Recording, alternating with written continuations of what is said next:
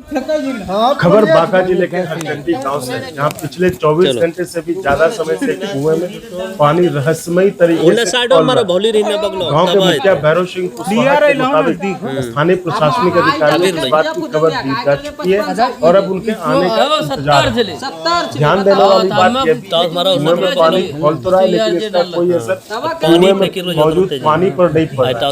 मतलब न पानी घट रहा है न ही बढ़ रहा है, मतलब पानी का सतह जो वो बरकरार है। जानकारी के मुताबिक हरचंडी गांव के निवासी सुबोध कुमार के यहाँ एक वर्षों पुराने कुएं में पानी का उबलना कौतूहल का विषय बना हुआ। चलो 30 फीट की गहराई वाले इस कुएं में 10 फीट पर पानी। इसके बारे में जानने पर लोग दूर दूर से कुएं को देखने आ रहे हैं और अनेकों तरह की चर्चाएं कर रहे हैं। हालांकि अब इंतजार हो रहा है प्रशासनिक अधिकारी का और कोई आधिकारिक तौर पर वो क्या कहते हैं उसके बाद ही कोई भी कुछ बता पाएगा कि आखिर ये पानी फल क्यों रहा है।